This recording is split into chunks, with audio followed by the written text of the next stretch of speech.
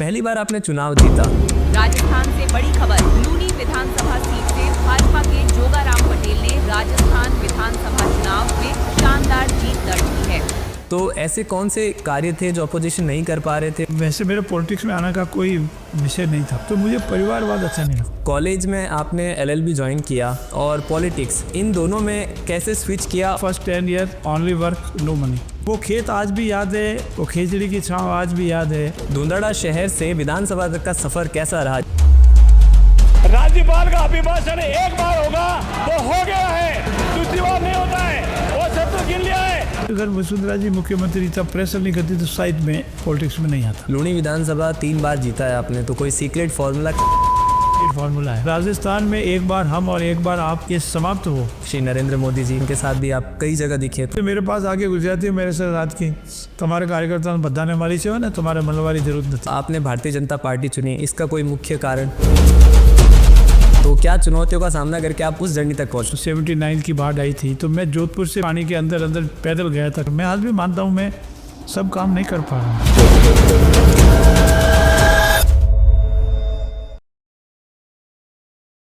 आज हमारे साथ एक ऐसी शख्सियत है जिन्होंने साबित कर दिया कि गांव की मिट्टी से निकलकर राजस्थान की सबसे बड़ी पंचायत तक का सफर तय किया जा सकता है। नमस्कार, मेरा नाम है रावल सिंह और आपका स्वागत है द रावल शो में। जोधपुर शहर के छोटे से गांव धुंधारा से अपने सफर की शुरुआत की, लॉ की पढ़ाई की और एक सक्सेसफुल एडवोकेट बने और आज राज्य सरकार में कैबिनेट मंत्री है। मैं स्वागत करना चाहूंगा श्री जोगाराम पटेल का। नमस्कार सर। नमस्कार सर। कैसा लग रहा है सर अपने लोगों के लिए काम करके? अपने लोगों के लिए काम करके अपनी मिट्टी से जुड़ा रहना, अपनों के बीच में रहना, अपनों की बात सुनना, अपनों का काम करना, अपनों की अपेक्षा पर खरा उतरना, अपनों के चेहरे पर मुस्कान देखना बहुत अच्छा लगता है। धुंधड़ा शहर से विधानसभा तक का सफर कैसा रहा? ये एक खूबसूरत जर्नी है, इस जर्नी को आप कैसे बयां करना चाहेंगे? देखिए, धुंधड़ा मेरा एक जोधपुर जिले का अंतिम छोर का छोटा सा गाँव है। आज छोटा सा कस्बा है जी। उस गांव का एक बिल्कुल छोटा सा बालक पौकर सामाजिक परिवेश में रहा हुआ, सामान्य परिवार, किसान परिवार, यहाँ तक कह सकता हूँ बहुत ही सामान्य परिवार का एक बच्चा जो खेत में काम करता है, गाय भैंस चराता है, साथ साथ स्कूल शिक्षा भी प्राप्त करता है और 8वीं के बाद शिक्षा प्राप्त करने हेतु लूनी जाना पड़ता है, कि वो 8वीं तक की शिक्षा थी उस ज़माने में। जी। लूनी में रहा, शिक्षा प्राप्त की, फिर कॉलेज एजुकेशन में जोधपुर आ गए। जी। तो लगता है कि ये सफ़र एक ऐतिहासिक सफ़र रहा, सुहाना सफ़र रहा। जी। आज भी उस मिट्टी में जाते हैं तो आनंद आता है। वो हमारी मिट्टी है, अपनी धरती है, अपनी माँ है, माँ की तरह धरती माँ लगती है। सही है। वो खेत आज भी याद है, वो रोइडे के फूल आज भी याद है, वो खिचड़ी की छाँव आज भी याद है, वो सांस और वो राबड़ी आज भी याद है, वो भैंसों का झुंड, वो गायों का झुंड वो आज भी याद है, वो बकरियां बैठाने के हमारे देवासी समाज के झुंड आज भी याद है। क्या बात। उस मिट्टी का तो आनंद ही अलग है, लेकिन प्रभु ने जो दिया उसमें बहुत कुछ संतुष्टि है और जो प्रभु देगा उसमें भी संतुष्टि है। जब आपकी शिक्षा की बात की तो आपने बताया कि स्कूली शिक्षा आपके गांव के आसपास हुई, उसके बाद आप कॉलेज के लिए जय नारायण व्यास यूनिवर्सिटी आए और अपने क्षेत्र में सबसे महत्वपूर्ण कॉलेज है वो, तो उसका कैसा एक्सपीरियंस रहा और वहाँ क्या टर्निंग पॉइंट रहा आपकी लाइफ का? देखिए, मैं 75 में महाविद्यालय में आ गया था। वो जो विश्वविद्यालय जयनारायण, उसमें जयनारायण विश्वविद्यालय नहीं था, उसमें जोधपुर विश्वविद्यालय था। जी। फिर जयनारायण विश्वविद्यालय हो गया। उस विश्वविद्यालय में पहली बार जोधपुर आया, जोधपुर नहीं देखा था और हमको बताया गया लूनी में कि अब आपको पढ़ाई के लिए जोधपुर जाना पड़ेगा। तो पता लगा कहाँ जाएंगे, कैसे रहेंगे, लेकिन प्रभु की कृपा रही। यहाँ फर्स्ट ईयर ज्वाइन किया, फर्स्ट ईयर के बाद 3 साल का वो एजुकेशन प्राप्त किया, BA प्राप्त किया, फिर LLB ज्वाइन कर ली, 3 साल का वो किया, 6 साल का एक्सपीरियंस विश्वविद्यालय में रहा। फिर विश्वविद्यालय से जुड़े रहे, 3 नंबर हॉस्टल में रहे, वो अपना एक अलग अनुभव था। साथी थे, छोटा मोटा उद्गार वगैरह करते थे, हंसी मजाक भी होती थी। जी। हमारे दुग्गर साहब थे हमारे प्रिंसिपल और वार्डन, उनके साथ छोटा मोटा होता था। लेकिन दुग्गर साहब जब तक जिए तब तक बुलाते, आशीर्वाद देते, सलाह देते और ये कहते कि जीवन में सफल होना है तो सत्य बोलना, सही काम करना, जो मन की बात है मर्यादित भाषा में कह देना। अगले को संतुष्टि हो तो ठीक है, अगले को संतुष्ट नहीं हो तो क्षमा मांग लेना, लेकिन मन की बात ज़्यादा दबाने से फ़ायदा नहीं होता है। और मेरे दुग्गर साहब जो मेरे हिंदी हमको पढ़ाते थे, उनके आज भी सारे वाक्य याद है। वो हॉस्टल की किस तरह व्यवस्था करते, बच्चे कितना भी उद्गर करते थे लेकिन दुग्गर साहब कभी नाराज़ नहीं होते। सही है। वो हंस के टाल देते थे। संस्कृत में हमारे भिकालाल जी महाराज साहब थे, उस ज़माने में संस्कृत में डिस्टिंक्शन मार्क आए, पूरे रोहिणी क्षेत्र में लहर थी कि हमारे विद्यालय के एक छोटे से बालक ने, ग्रामीण परिप्रेक्ष्य के बालक ने संस्कृत में डिस्टिंक्शन मार्क प्राप्त किए। क्या बात। तो ये समय का सफ़र था, चलता रहा, आज आपके सामने है। ओके, कॉलेज में आपने LLB ज्वाइन किया और पॉलिटिक्स, इन दोनों में कैसे स्विच किया और घर वालों का फर्स्ट रिएक्शन क्या था? क्योंकि अपने आम जन में, जैसे गांव में ये होता है कि आप अच्छी जॉब करें और पॉलिटिक्स में जाना जनरली नहीं लोग कंसिडर करते और फैमिली भी स्टार्टिंग में नहीं समझती है। मेरे परिवार ग्रामीण परिप्रेक्ष्य में परिवार है जी। उनको नहीं पता नौकरी क्या होती है, LLB क्या होती है। मेरे पिताजी एक ही बात कहते थे कि जो भी करो समाज में, परिवार में और अपने स्वयं का नाम रोशन करो। ऐसा कोई काम मत करो जिससे मुझे लगे कि मेरे बेटे ने ठीक नहीं किया है। और मैंने वही काम किया जिससे मेरे परिवार को, मेरे समाज को, मेरे देश को, मेरे एरिया को और मेरे साथियों को संतुष्टि मिले, गर्व महसूस हो। मैं जब कॉलेज से गांव जाता था तो गांव में छोटे छोटे काम होते थे।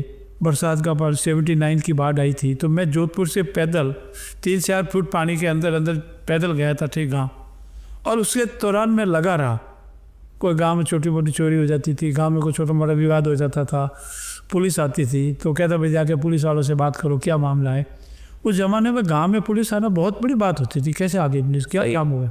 तो इससे धीरे धीरे जनता के काम करते करते रुचि इस तरफ बढ़ती गई। पर फिर भी पढ़ाई में मन पूरा रखा, ध्येय हमेशा एक ही था कि हमारा जो पढ़ाई वो पूरी करें। फिर LLB की पढ़ाई भी वकालत में। तो आप कल्पना कर सकते हैं कि कोई भी मेरे से पहले बहुत कम, कोई गिनती सूती एक दो लॉयर रहे जिसने सिविल प्रैक्टिस की हो। क्या बात है। और हमारे ग्रामीण परिप्रेक्ष्य से जितने भी विद्यार्थी आते थे, एडवोकेट बनते थे, तो वो जनरली क्रिमिनल प्रैक्टिस करते थे क्योंकि वहाँ जल्दी काम हो जाता है, थोड़ा बहुत रिटर्न भी मिल जाता है। जी। सिविल प्रैक्टिस में बहुत लंबे समय तक आपको कुछ भी नहीं मिलता है। ओके। उसमें टिके रहना पड़ता है। 10 साल तक तो आपको बिल्कुल, हमारे दादा गुरु कहते थे, first 10 year only work no money, remaining 10 years only money no work. क्या बात है। तो इसीलिए फिर वो सिविल की प्रैक्टिस की तो संतुष्टि मिलती थी, जजेज खूब खुश होते थे, चाहे वो ट्रायल कोर्ट के जजेज, हाई कोर्ट के माननीय जजेज है, वो खूब होते थे। ग्रामीण बेस का एक नया बच्चा जिसने RTU में ABCD सीखी, आज इंग्लिश में प्रैक्टिस कर रहा है, बात कर रहा है, सीख रहा है, कोशिश कर रहा है, तो वो भी बहुत उत्साहित करते थे कि नहीं आप करो। और संतुष्टि है मुझे कि मैंने वकालत के दौरान जो काम किया वो मेरे जीवन की तपस्या है। लॉ के दौरान कोई इंस्पायरिंग मोमेंट जिसने सबसे ज़्यादा आपको प्रभावित किया? ग्रामीण परिप्रेक्ष्य के और गरीब परिवार के लोग आते थे जी। उनको सही सलाह नहीं मिलती थी। मुझे बहुत दुख होता था कि ये बात कर रहे हैं लेकिन ये अल्टीमेटली इसका रिजल्ट ये नहीं आने वाला है। जी। जोधपुर में सन 65 में नई सड़क बनी थी, उसके बाद 71 में जाकर के 75 की इमरजेंसी में नई सड़क बन गई। ओके। वहाँ एक गरीब परिवार, मेघवाल परिवार का मकान था। उस जमाने में बोलते थे गांव फिर शहर हो गया, तो उसके पास में बहुत बड़े सेठ ने अपनी प्रॉपर्टी ले ली। ओके। उसको लगा कि मेरे छोटा सा मैं खरीद लूँगा, पर उसने बेची नहीं। तो उसका विवाद जब आया मेरे पास और जब मैंने उसको देखा तो उसका था मेरे पास पैसे नहीं है। कोई बात नहीं, तेरे पास पैसे नहीं, तेरा केस क्या है। जब मैंने देखा कि वो 100% सही था, पर गरीबी और गरीबी भी उसकी अनपढ़ता उसके हक के आड़े आ रही थी। तो मैंने ठाना तेरे को पैसे की ज़रूरत नहीं, तेरा पैसा मैं लगाऊंगा। और जब उसका केस मैंने जीत के दिया तो मुझे आत्मसंतुष्टि पहली बार हुई कि मेरी वकालत करने का मेरा एम था वो पूरा हुआ। ग्रामीण क्षेत्र से लोग आते थे, मेरे साथ पैसा है नहीं, कभी नहीं मांगता, मैं कभी उनसे नहीं कहता तुम्हारे पैसा कितना है।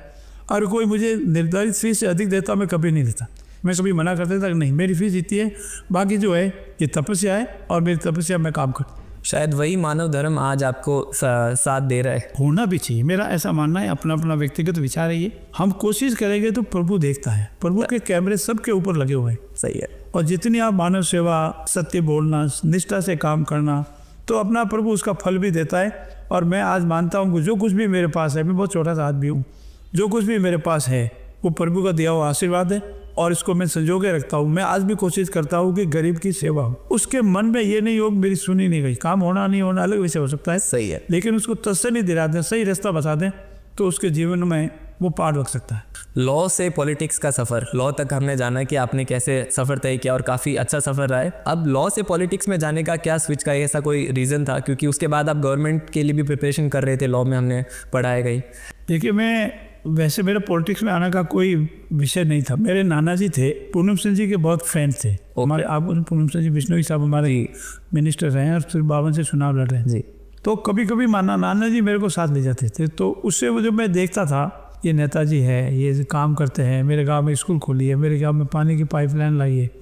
और मुझे जब मैं छोटा था तो मुझे आज भी याद है, ये सन 64 की बात है। ओके, हमने गीत गाया था, खम्मा खम्मा रे बिश्नोई सरकार ने। क्या बात। तो मेरे वो उससे मुझे लगा कि ये भी कोई बड़े पर्सनालिटी होती है, सही है। ये भी होना चाहिए। और धीरे धीरे वकालत के साथ ये काम होता रहता है। ओके वकालत का कुछ पार्ट जनसेवा भी होती है। ओके। और फिर चूँकि आप हमारे क्षेत्र से आते हैं तो यहाँ एक धारणा बन गई थी कि अमुक व्यक्ति ही आज जीत सकते हैं, दूसरे नहीं जीत सकते, या एक ऐसा है। ओके। सामाजिक परिवेश है, सामाजिक बदिया है, समाज का दबदबा, ऐसा जी चलता था जी। तो वो बार बार यूँ करता था। तो 2003 में हमने कोशिश की जी। पार नहीं पड़ी, निर्जले के रूप में कोशिश की जी। और सामने स्वर्गीय राम सिंह साहब थे, जी बड़े राजस्थान के धुरंधर नेताओं में आते थे। तो करीब 700 वोटों का फर्क रह गया। तो मुझे लगा कि नहीं, अपन इस परीक्षा में पास तो हो सकते हैं जी। एग्जाम दे तो पता लगता है, थोड़ा सा कहीं कसर रह गई। थोड़ा कहीं कसर रह गई। पहली परीक्षा भी वो निर्दलीय, सही है। तो मुझे उससे विश्वास हो गया। फिर भी मेरा मन नहीं था क्योंकि मेरा राजस्थान हाईकोर्ट में कुछ होने वाला था जी। 10 महीने बाद में स्वर्गीय राम सिंह साहब की डेथ होगा जी। 10 महीने वो रहे। और फिर जब माननीय वसुंधरा राजे मुख्यमंत्री थी तो उन्होंने मुझे मेरे गुरुजी से कह कर के, जी। गुरुजी ने मना किया कि नहीं, ये मेरे वकालत अच्छी कर रहा है, इसका कुछ होने वाला, अच्छा होने वाला है जी। कि नहीं मुझे चुनाव लड़ाना। और 2003 के बाई इलेक्शन में जी। माननीय वसुंधरा जी ने चुनाव लड़ाया, जीत गए। उसके बाद का सफर आपके सामने है। काफ़ी चर्चाओं में वसुंधरा जी का आपने जिक्र किया, तो क्या आपकी लाइफ में उनका रोल रहा है, अगर आप विस्तार में बताना चाहें तो? माननीय वसुंधरा जी का काफ़ी रोल रहा है। और रोल इन शायद कि अगर वसुंधरा जी मुख्यमंत्री तब प्रेशर नहीं करती तो शायद मैं पॉलिटिक्स में नहीं आता। ओके। फिर वो उनके मुख्यमंत्री कार्यकाल के दौरान उनके साथ काम करने का मौका भी मिला। उन्होंने मुझे पार्लियामेंट्री सेक्रेटरी भी बनाया जी। तो इसीलिए उनका दबाव, उनका काम करने का तरीका था। वो हमारी सर्वमान्य नेता है, आज भी उनकी काफ़ी फैल फॉलोवर्स है क्या? और वो राष्ट्रीय उपाध्यक्ष है। सही है। और उनका विजन भी है, इसलिए मैं उसके विजन से कायल हूँ। पॉलिटिकल जर्नी में आपका सबसे खूबसूरत मोमेंट कौन सा था? सबसे खूबसूरत मोमेंट तो अनेक है, अब उसका कोई तुलना तो नहीं की जा सकती। लेकिन जब मुझे रिजल्ट आया 2003 में बाई इलेक्शन का, नहीं 2003 मूल इलेक्शन का, जी। जनरल इलेक्शन का, और मुझे लगा कि मेरे जैसा छोटा आदमी भी जिसके पास संसाधन नहीं है, जिसका कोई पार्टी नहीं है, अनेक लोगों के सहयोग से, जी। तत्कालीन लोगों का अनेक लोगों का सहयोग था, सहयोग से हम भी चुनाव लड़ सकते हैं। और 700 वोट तो कोई 300 वोट और लाते तो जीत जाते। तो मुझे लगा कि ये जर्नी सत्य की जर्नी है। उस जर्नी के दौरान मतलब फर्स्ट चुनाव था तो क्या डिफिकल्टी आई, क्योंकि आपके पास कोई फैमिली बैकग्राउंड नहीं था और धरातल पे आप काम कर रहे थे और इतना ही डिफरेंस रहा, तो क्या चुनौतियों का सामना करके आप उस जर्नी तक पहुँचे? जर्नी में चुनौती थी, न तो संसाधन थे जी, न अनुभव था। जनता ने सहयोग दिया, अनेक लोगों ने सहयोग दिया, उनका मैं हमेशा जीवन पर आभारी रहूँगा। जी। लेकिन अगर हमारे पास संसाधन और अनुभव होता जी, तो शायद वो चुनाव हम निकाल देते। ओके। पर खुशी इस बात की हुई कि कोई बात नहीं, लेकिन हमने वो कहीं खूब लड़ी, झांसी वाली रानी है तो मर्दानी थी, तो नेवर गिव अप वाला हो गया, बस हार नहीं माननी है, वापस लड़ेंगे मैदान में। कोई बात नहीं। ये तो जर्नी का हमको अनुभव भी हो गया कि इसमें कोई ज़्यादा बड़ी डिफिकल्टी नहीं है। संघर्ष होना चाहिए, ईमानदारी होनी चाहिए, जनता के बीच में रहना चाहिए। सही है। जनता की अपेक्षाओं पर खरे उतरते हैं तो जनता सहयोग करती है, आशीर्वाद देती है। और उस जर्नी के बाद जो अगले 5 साल थे उसमें क्या कार्यशैली रही थी आपकी? जनता के बीच में रहे, ओके। सेवा की, काम किया, खूब आशीर्वाद दिया। तब से जनता निरंतर एक दो चुनाव के सिवा बराबर निरंतर आशीर्वाद दे रही है और तीसरी चौथी बार तीसरी बार विधानसभा में। इसीलिए जनता के बीच में रहने, उनकी बातचीत करना, कोशिश करना, अपेक्षाओं पर खरा उतरना, लिहाज रखना, माहौल अच्छा रखना, इन सब से जनता आशीर्वाद देती है। क्योंकि काम तो निरंतर चलने वाला, काम कभी पूरे होता ही नहीं। आप 1 करोगे 10 काम पैदा होंगे, 10 करोगे 20 काम पैदा होंगे, हर बार नई चुनौती। नई चुनौती आती रहती है। इसीलिए हम कोशिश करते हैं कि जनता के बीच में रहें। सही। जब भी मौका लगे, जहाँ गांव में जाते हैं, बैठते हैं, बात करते हैं, 10 वो शिकायतें करते तो भी बहुत आराम से सुनते हैं, 10 में से 5 की संतुष्टि हो जाती है तो बहुत खुश भी हो जाते हैं। कई बार मैंने देखा है कि आप क्रिटिसाइज को एक्सेप्ट करते हैं और उस पर काम करके उसको, मतलब कोई होता है ना कि सबका उनका बयान काउंटर आता है, बट उस चीज़ों को आप सुनते हैं और उस पर समाधान करने की कोशिश करते हैं। ये बात काफ़ी इंस्पायरिंग लगी हमें। मेरा ऐसा विश्वास है, मेरा ऐसा मानना है जी कि आपकी जो आलोचना कर रहा है आपका विरोधी नहीं है, वो आपको सही रास्ते पे लाने के लिए उसकी बात कह रहा है। आप क्रिटिसिज्म को 2 तरह की होती है, एक तो जानबूझ कर द्वेष भाव से की जाती है, वो अलग विषय है। लेकिन अगर आपको काम नहीं हुआ है, वो आपको उजागर करता है, उसके शब्दों का फर्क हो सकता है। सही है।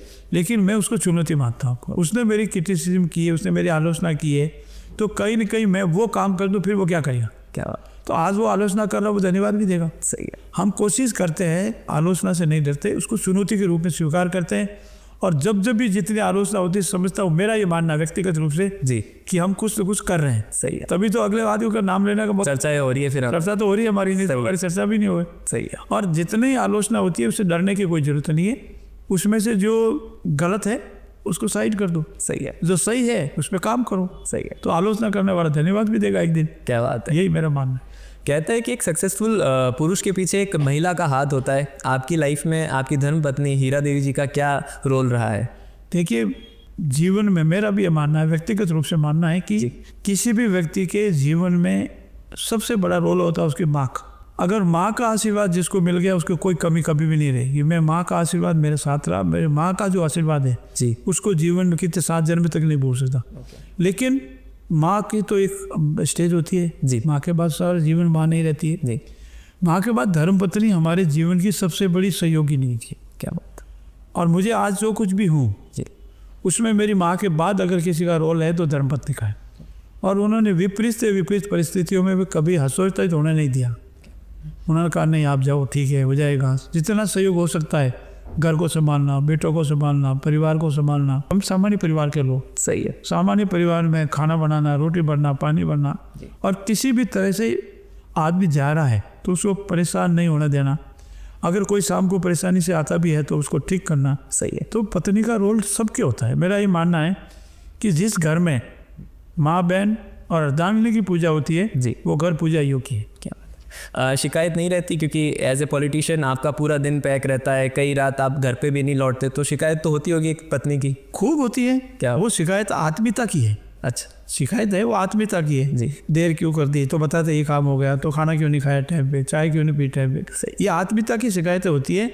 और वो शिकायत हमारे स्वास्थ्य के लिए ठीक है, हमारे कैरियर के लिए ठीक है। सही है। इसको लोग उसी रूप में लेते हैं। सही है। उनकी शिकायत और कुछ नहीं, आत्मीयता की शिकायत। और हमारे पॉलिटिकल कैरियर जी। और हमारे स्वास्थ्य के लिए अगर शिकायत है तो उसको मानना हमारा धर्म है। सही है। यही शिकायत है, बाकी कोई शिकायत नहीं। क्या बात है। कोई ऐसी हॉबी या इंटरेस्ट पॉलिटिक्स और लॉ के अलावा जो आपको अच्छा लगता है?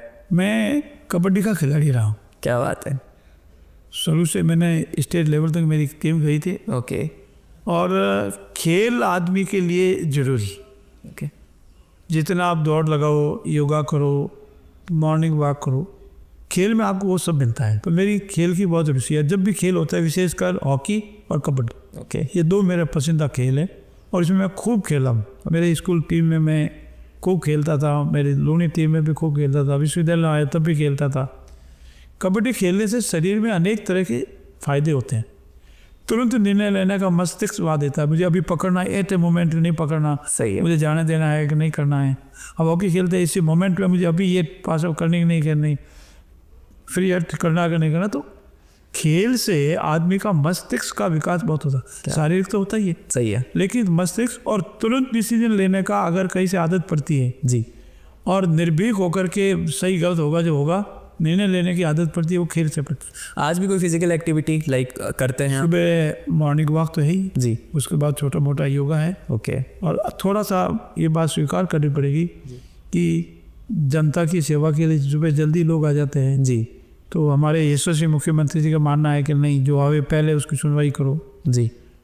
पूरी सुनवाई करो, उसको संतुष्ट करने की कोशिश करो। तो जनता आ जाती है तो उसमें थोड़ा सा दखल रहता है। नहीं तो हमेशा रूटीन है कि 9 बजे तक ये सारा कुछ चलता है। हर किसी इंसान को सक्सेसफुल होना है, लाइफ में सफलता चाहता है। आपकी नज़रिए में सफलता की क्या डेफिनेशन है? मैं सफलता को का अंतिम स्वर नहीं मानता। सफलता का कोई अंतिम स्वर है ही नहीं। जी। अनेक पड़ाव लिए हुए हमारा जीवन होता है। जी।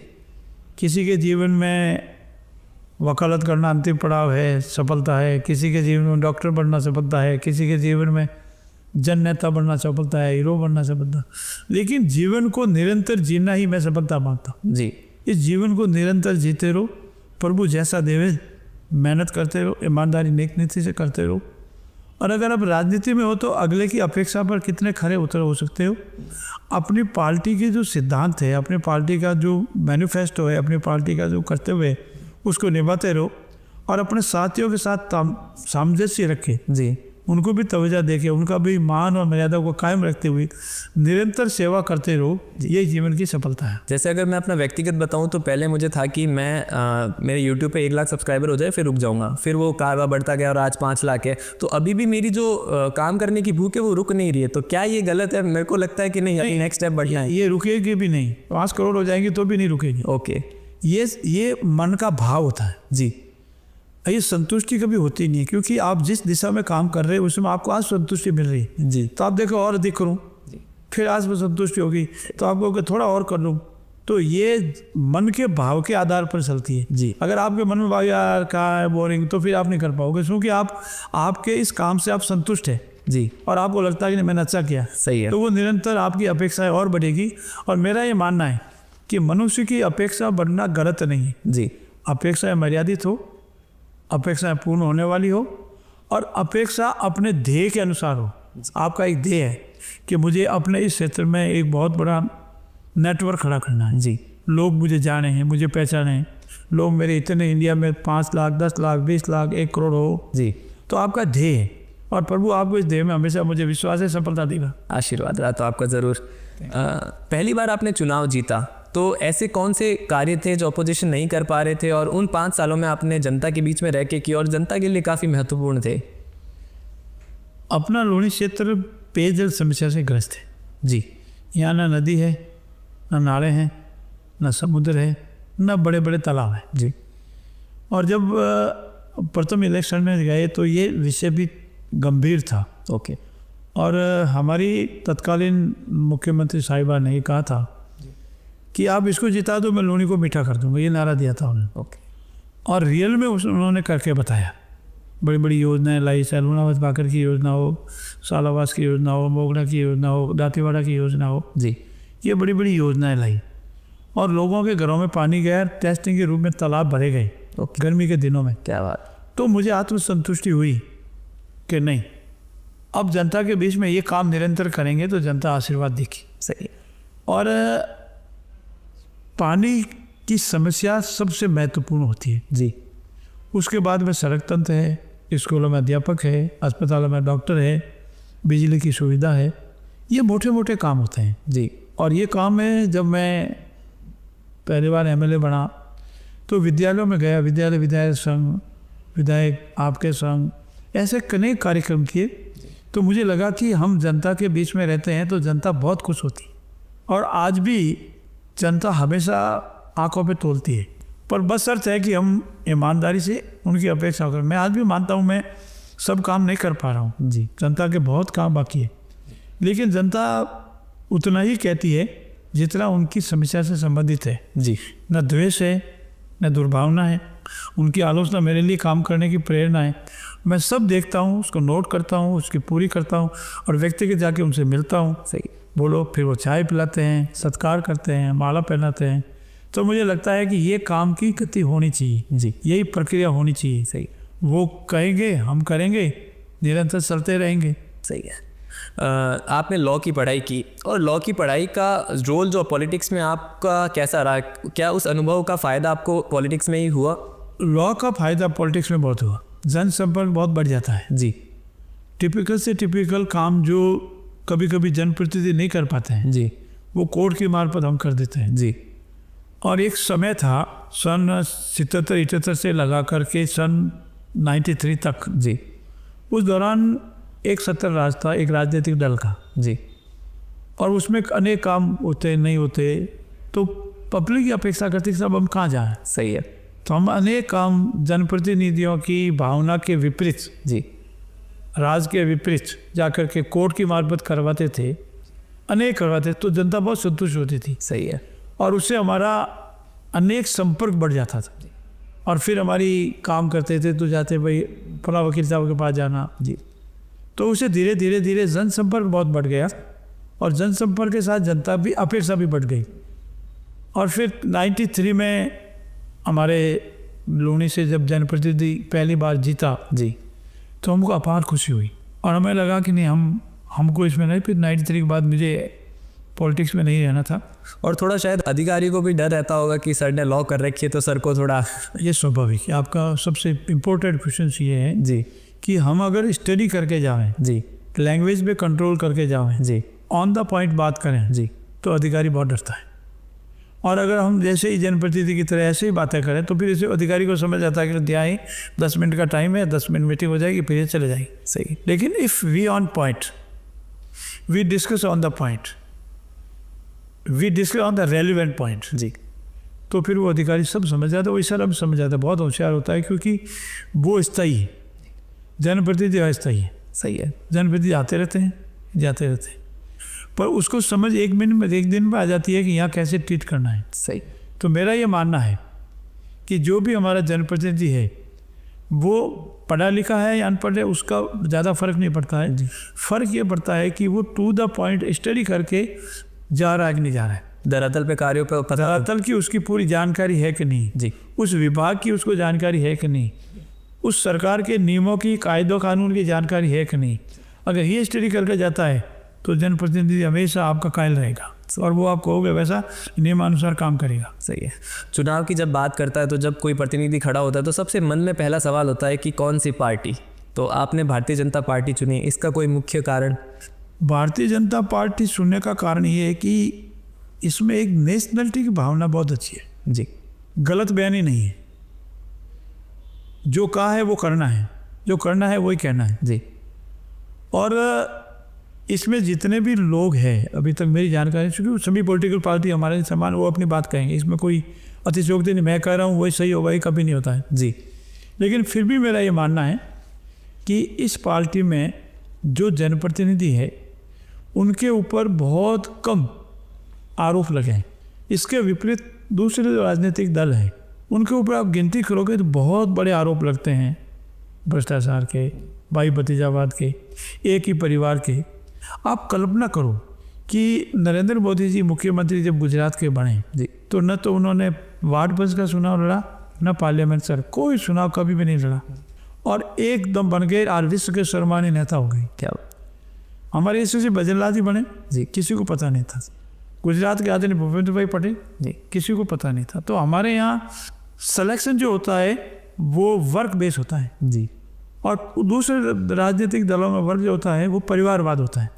तो मुझे परिवारवाद अच्छा नहीं लगता। मैंने ये पैटर्न नोटिस किया है भारतीय जनता पार्टी में कि जो भी एक अच्छे पहुंचे हैं आज, उन्होंने पार्टी को 15 साल, 20 साल, 25 साल तक बिना किसी स्पेसिफिक भाव के मतलब पार्टी को दिया, सेवा दी है और उसके बाद में उनको एमएलए, एमपी और हाँ, जो भी पद मिला या नहीं मिला जी, अनेक लोग हो गए जिनको कोई पद नहीं मिला जी, लेकिन उनके पद की कोई लालसा नहीं। आज भी हम एमएलए तो 200 ही हो सकते हैं पार्टी के जी, लेकिन इसको 200 को जिताने वाले हजारों लाखों लोग हैं। सही है, वो अपेक्षा नहीं करते हैं। सही है। आज हमारे सेंटर में कुछ लिमिटेड लोग ही थे, लेकिन इसका तात्पर्य ये नहीं कि हम जो लिमिटेड लोग वही सब कुछ है। उसके पीछे बहुत बड़ी फौज है, उनका त्याग और तपस्या है, तभी ये पार्टी आज विश्व की संख्या में विश्व की सबसे बड़ी पार्टी है। और जितने भी लोग हैं जी, वो निष्कलंक हैं, ओके, काम करते हैं। आज गुजरात का मुख्यमंत्री ले लो, दिल्ली का मुख्यमंत्री ले लो, राजस्थान का मुख्यमंत्री ले लो, पार्टी के अध्यक्ष ले लो। अब आज कल उपराष्ट्रपति का चुनाव हुआ है जी, किसी को नहीं पता है। साल 1.5 साल पहले माननीय महामहिम राष्ट्रपति का चुनाव हुआ जी, किसी को नहीं पता है। तो ऐसी पर्सनैलिटी का इस पार्टी में होता है।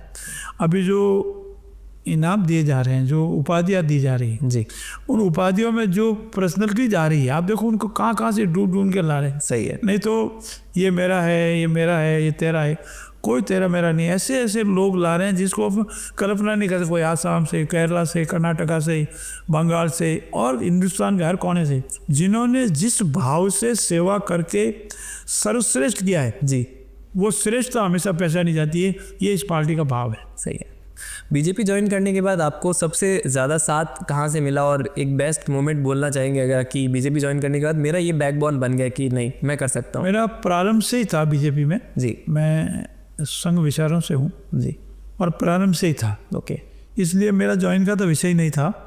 क्योंकि मैं जब छोटा था तब से प्राथमिक सदस्य, फिर सक्रिय सदस्य, फिर पदाधिकारी, शाखा से आप जुड़े हुए थे? सबसे जुड़ा हुआ था। जी लेकिन आज दिन तक हमारे जो भी पदाधिकारी रहे हैं जी उन्होंने हमेशा आशीर्वाद दिया है। जी और आशीर्वाद इसे दिया कि एक सामान्य परिवार का बच्चा है, काम कर रहा है, निष्ठा से कर रहा है, बिना किसी अपेक्षा से कर रहा है। जी जो ही अपेक्षा होगी जी तो आपकी कैटेगरी अलग हो जाएगी। मैं निष्पक्ष भाव से, अपेक्षा से, बिना अपेक्षा से काम करोगे तो आपकी पहचान अपना हो जाएगी, और इस पार्टी में होती है। क्या बात है। मेरा ये मानना है कि हमारे जितने भी वर्कर्स काम कर रहे हैं कोई गिनती नहीं है, वो अपना नाम ही नहीं बताता कभी, क्या और वो निरंतर करते ही रहते हैं, करते ही रहते हैं, करते ही रहते हैं। और इस पार्टी में मैं एक अपनी भाषा में कहूँ कि कैमरे लगे हुए सब व्यक्तियों में, सब कार्यकर्ताओं में सही है। अपना आप उसको बुला लेते हैं कि आपको ये दायित्व दिया जाता है। और हम किसी को पद नहीं मानते कभी भी, हम दायित्व मानते हैं।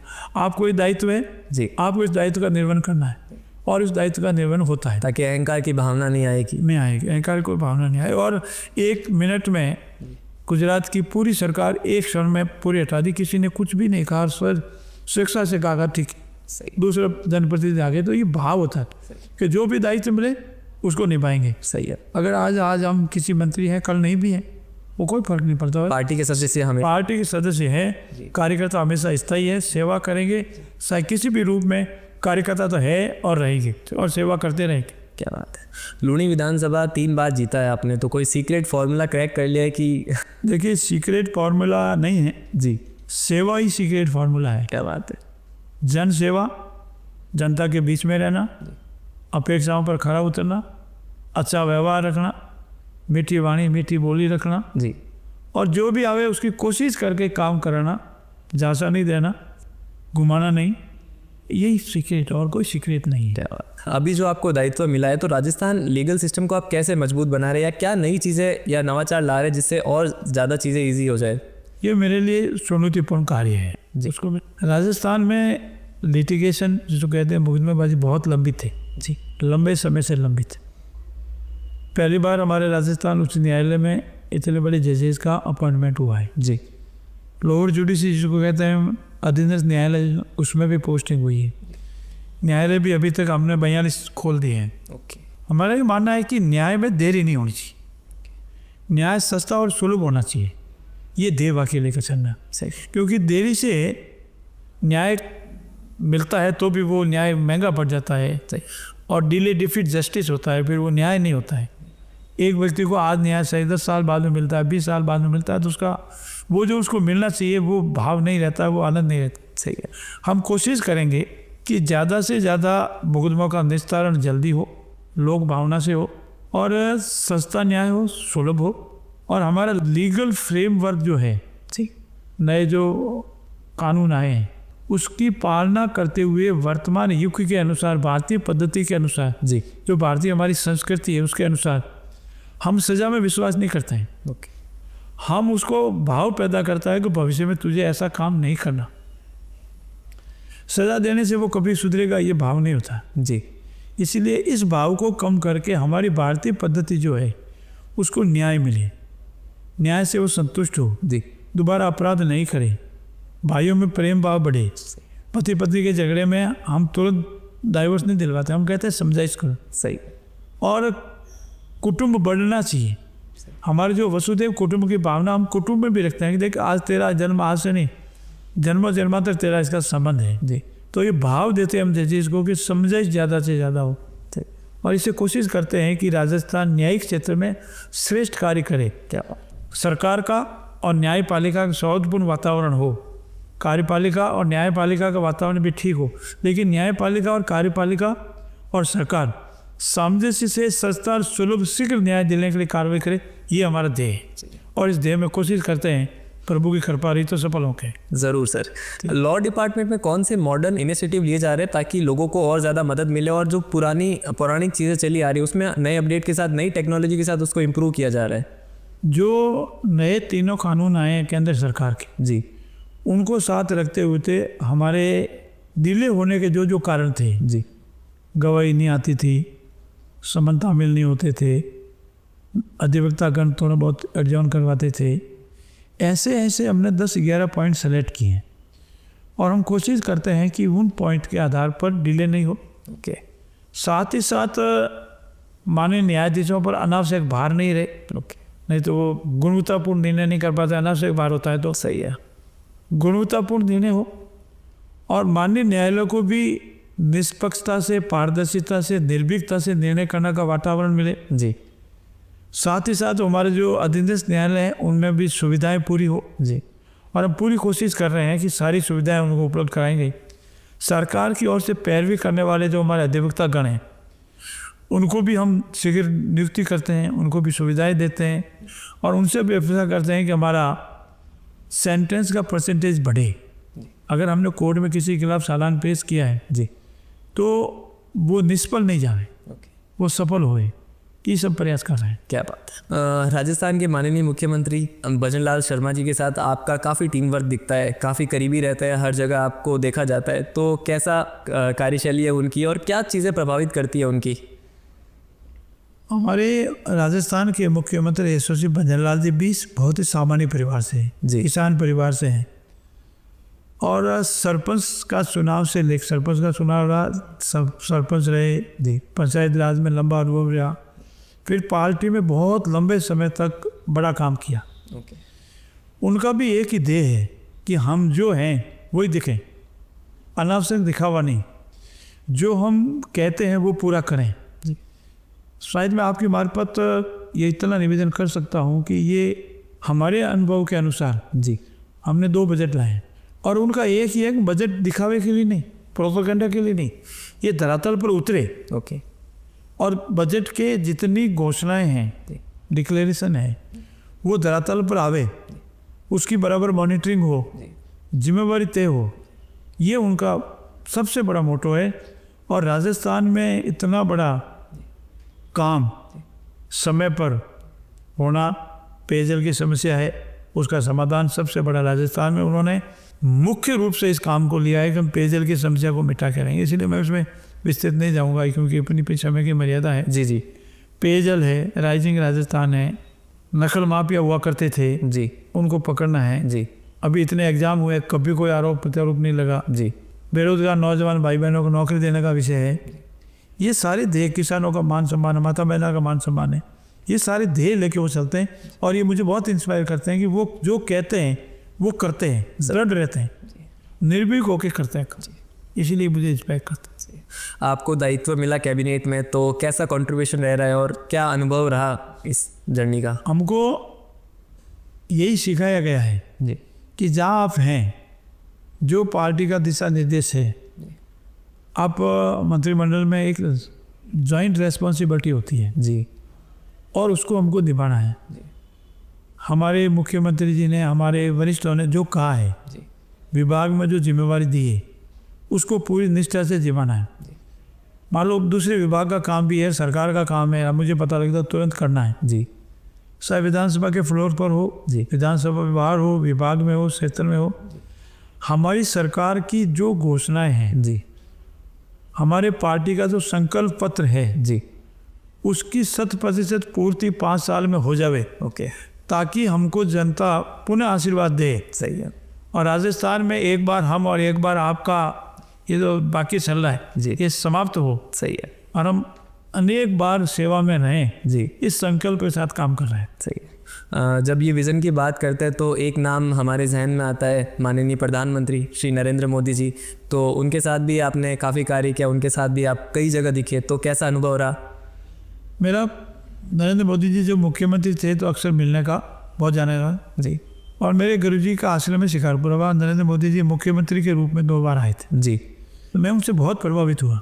एक बार वो मुख्यमंत्री कार में मिलने के लिए गया, मेरे साथ 5-7 कार्यकर्ता थे जी तो व्यवस्था के मुताबिक पहले इतला करते हैं, तो मिलने का तय समय और स्थान तय करते हैं, इस टाइम आप इस कमरे में साहब आपसे मिलेंगे। जी तो मैं जनप्रतिनिधि था तो मुझे अलग कमरे में बैठाया, मेरे साथ कार्यकर्ता अलग कमरे में जी तो वो मेरे पास आने से पहले जी उन कार्यकर्ताओं के पास गए, क्या बात? उनसे मिले, 10 मिनट बात की और मुझे मेरे पास आके गुजराती में मेरे साथ बात की तुम्हारे कार्यकर्ता बताने वाली सेवा ना तुम्हारा मिलने वाली जरूरत नहीं। क्या बात है। तो मुझे लगा कि नहीं, उनका महत्व दिल में जो है कार्यकर्ताओं के प्रति अधिक है जी। मेरे से मिलने से पहले मेरे कार्यकर्ता से मिल के उनके बात करके उनके साथ चाय पी के फोटो खिंचवा के फिर मेरे पास आए। सही है। ये जो आइडियोलॉजी है यही जीवन में सफल देती कि हम कार्यकर्ताओं को कितना साथ लेकर चलते हैं, उनके साथ कितना सामंजस्य रखते हैं, और वो हमने उनसे सीखा है। अभी मेरा जो एक्सपीरियंस था, पिछले साल नेशनल क्रिएटर अवार्ड रखा था कि जो भी अच्छे इन्फ्लुएंसर है उनको भारत मंडपम में इनवाइट किया गया।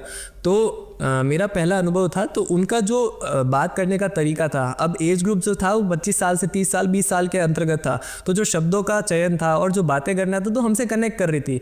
करीब 30 से 40 मिनट तक हमसे उन्होंने बातचीत की और एक फील नहीं हुआ कि देश के प्रधानमंत्री भी कनेक्ट कर पा रहे हैं। तो वो जो विजन है और जो शैली है वो कहीं ना कहीं आम जन तक भी पहुंच रही है और शायद इसीलिए उन्हें बार बार जनता मौका दे रही है। बिल्कुल सही फरमा रहे हैं आप। वो जिस व्यक्ति के साथ बढ़ेंगे उसी फेम में डुल जाएंगे। सही। आज मीडिया से बात करें उसी फेम में करेंगे जी। खास कारणों से बात करें तो उसी फेम में करेंगे।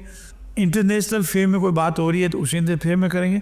वो उसमें पूरे पारंगत हो जाते हैं कि आप कौन हैं, आपकी क्या अपेक्षाएं हैं, आपका कौन सा फील्ड है।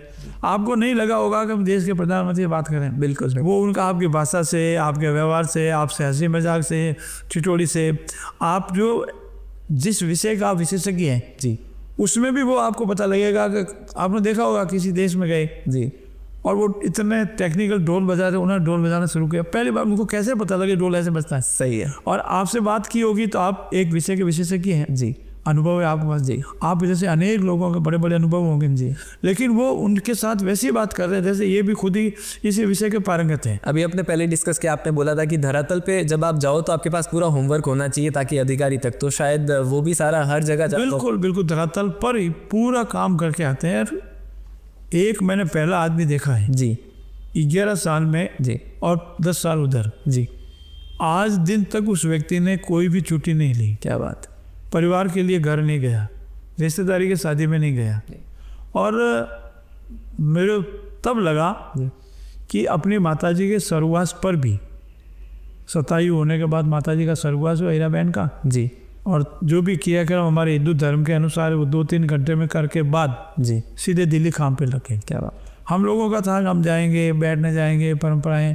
तो सबको मैसेज करवाया जी, कि अगर आप ये मानते हैं कि मेरी माताजी का देहांत हो गया है जी, और मुझे आप मेरे पास आना चाहते हो, तो मेरा संदेश ये है कि काम में लग जाओ और काम करो। यही मेरी माताजी को श्रद्धांजलि है। क्या बात है। आप कल्पना करो, हम लोग तो आज जिस परिवेश से आते हैं, जिस दिन 15 दिन बैठते हैं, जी, लोग मिलने आते हैं, जी, तो उनको सब पता था अगर मैं यहाँ बैठूंगा जी, तो कितने लोग आएंगे, देश के विदेश के। लेकिन उन्होंने काम को प्रेफरेंस दिया।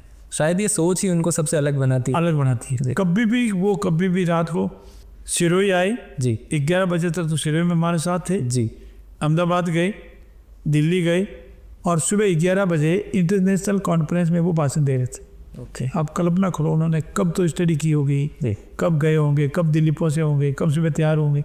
तो ये हमको बहुत प्रेरणा देता है।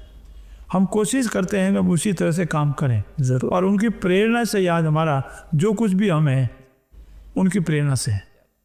और मुझे पूरा विश्वास है कि इनकी प्रेरणा हमारी जो अर्थव्यवस्था 11वें में थी वो 5वें में चौथे पे आई है जी, वो तीसरी अर्थव्यवस्था विश्व की बनेगी और भारत पुनः सोने की चिड़िया और हमारा गौरवशाली भारत पुनः उसी गौरव को प्राप्त करेगा जो सदियों पूर्व था, मर्यादा पुरुषोत्तम राम के समय था। क्या बात है।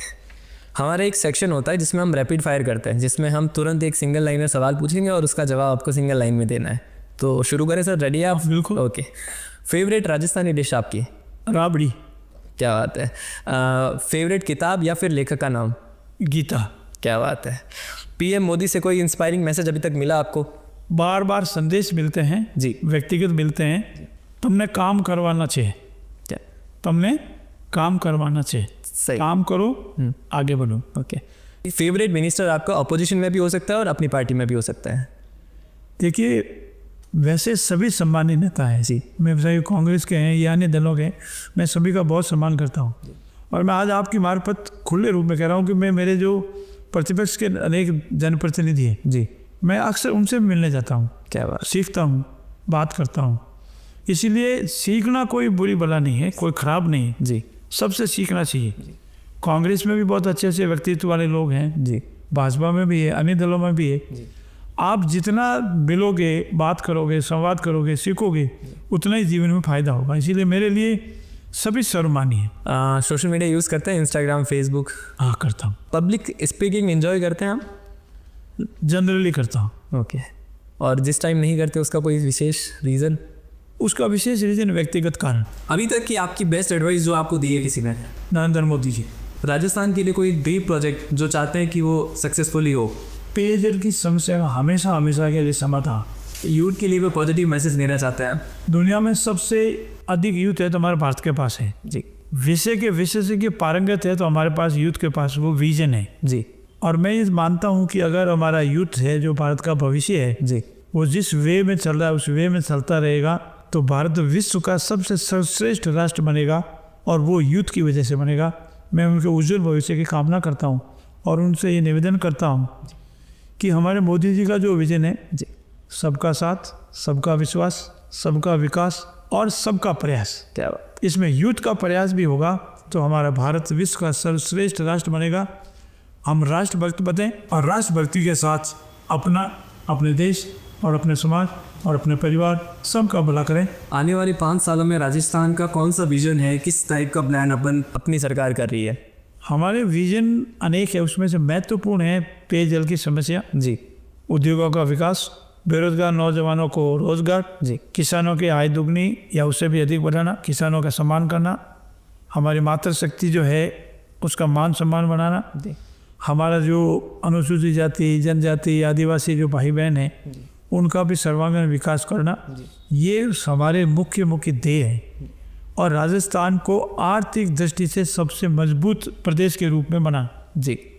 ये मुख्य ध्येय लेके चलते हैं। लीगल फील्ड में या कोई लॉ में जाना चाहता है तो उनके लिए कोई एडवाइस देना चाहेंगे? आपका अनुभव रहा है इसमें? जाना चाहिए। ओके।